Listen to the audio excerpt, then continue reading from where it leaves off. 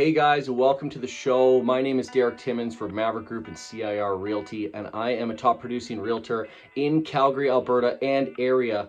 And we have been experiencing a lot of very interesting things happening in our market lately, and I wanted to talk to you guys about it today. Now, just recently, I was in Toronto and was fortunate enough to be a guest on my very good friend Tom Story's podcast.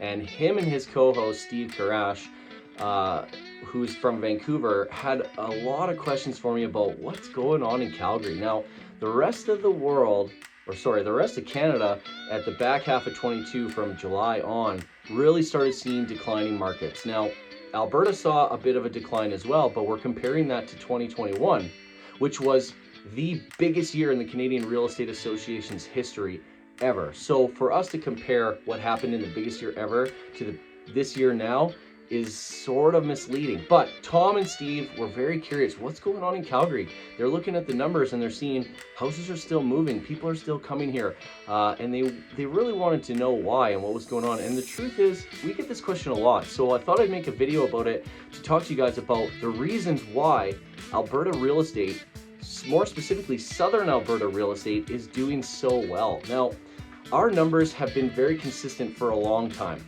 If you look back to 2014, 15, 16, 17, we were in pretty stagnant market. Things weren't doing much. We declined quite a bit. Our condo market became very saturated.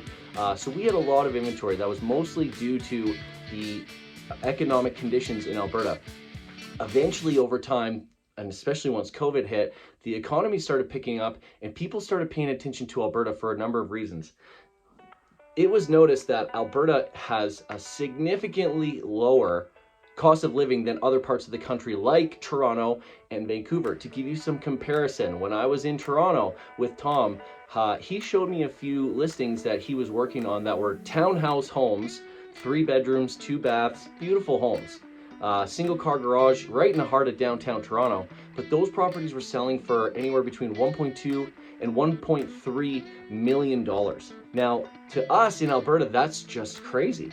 To spend 1.3 million dollars in Alberta, you're going to get some sort of estate home, depending on the area you buy. But in Airdrie, where I live, 1.3 million dollars will get you a 2,600 square foot house with a fully finished walkout basement, a triple car garage that backs onto water. So the difference between these markets is insane. Now, what we started seeing throughout 2022 as people migrated heavily from these markets was that they were selling their homes in Vancouver or in Toronto or other parts of the country and making so much money from when they purchased it 4 or 5 years ago that the difference between where they bought and where they sold, they had enough cash accumulated to purchase a home in Alberta and not have a mortgage. So imagine moving across the country and having no bills to pay. Now, another thing about Alberta that's very appealing to not only the consumer but the investors is that our closing costs are next to nothing here. So if you're from these other provinces, you know that there's a land transfer tax. In Toronto, if you live in the GTA, you pay 1% to the province and 1% to the city. So if you buy $1 million home, you're paying 2%. That's $20,000 taxes that just poof, disappears on you. So imagine throwing down $20,000 just so that you can pay the taxes on the closing costs, not to mention moving, not to mention any renovations that you might want to do. It becomes very expensive. In British Columbia, they pay 1% up to the first $200,000 and then 2% on the balance above. So again, $1 million, you're looking close to $18,000. We do not have that tax in Alberta. There is no land transfer tax. So when you close on a property in Alberta, you actually pay nothing in tax. It's amazing. The closing costs that we have to deal with are just legal fees, which on a purchase around the average market or the price for a lawyer here to close on a purchase in Alberta is about $1,500 plus GST. So that has become very attractive. The other thing that we look forward to, or we tell people to look forward to in Alberta when they move to Calgary, is that we have an amazing culture here. We have the Rocky Mountains an hour away. You can see them all throughout the city. The city is gorgeous. It's laid out very well. We don't have an urban sprawl. We are so spread out that traffic jams don't tend to happen. Now, of course, they're gonna happen once in a while when there's an accident. We can't we can't solve the problem of human error, but for the most part, we don't sit in traffic for an hour and a half each way to work. So that's very appealing to people. And the lifestyle, I mean, if you like hiking, if you like snowboarding or skiing or just being out in the mountains or camping, anything like that, we have that all a stone's throw away. We also have very mild winters, believe it or not.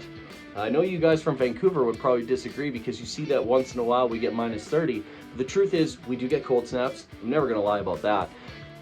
The -30, it definitely sucks. Nobody likes it, but it lasts for about 10 to 14 days. We all plug in our cars, we bundle up a lot. But even though it's -30 and incredibly cold, it's still sunny. We get more sun in southern Alberta than they actually get in southern California.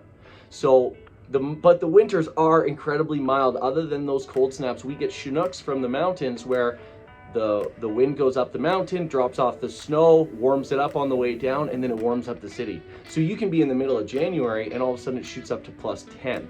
Now, it's a dry cold here. So one thing to keep in mind is that when it's -10 here, it's really not that bad. You can walk around with a hoodie and a toque, maybe some mitts, and be okay. But -10 in Toronto or Vancouver, you're like, it's Armageddon. That's it. It's so cold. Nobody likes it. So these are some of the reasons that we find that people are moving to Alberta. Also the affordability. If you look at the purchase prices here, again, like I mentioned, $1.3 million here gets you a beautiful home, but you could also buy 2 detached homes at $500,000. One for yourself to live in that you could have a basement suite that you rented out if you chose, or you could buy that house, live in it, and buy a second house that's strictly just for rental or investment purposes. So the purchase prices here are just so much lower than these other markets. That is a real big reason why people are starting to move here. And the last reason that I feel that people are migrating over is because of the pandemic. The pandemic gave us a blessing in the sense that people can now work remotely. They don't have to go into the office to go to work. They can still work for the company in Toronto or Montreal or wherever, but they can live anywhere they want. They just have to wake up earlier so that they're on time for their Zoom calls.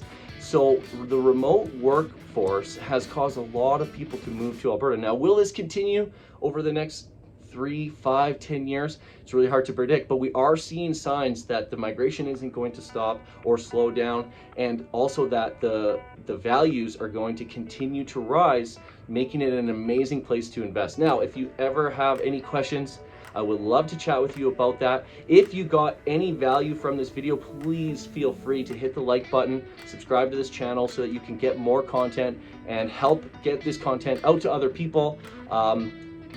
My email address and contact information is going to be posted all over the place, and also there will be a link for you to direct with me to book an appointment with me directly. So I look forward to hearing from you guys. If you have any questions, please fire them below in the comments, and I look forward to chatting with you soon.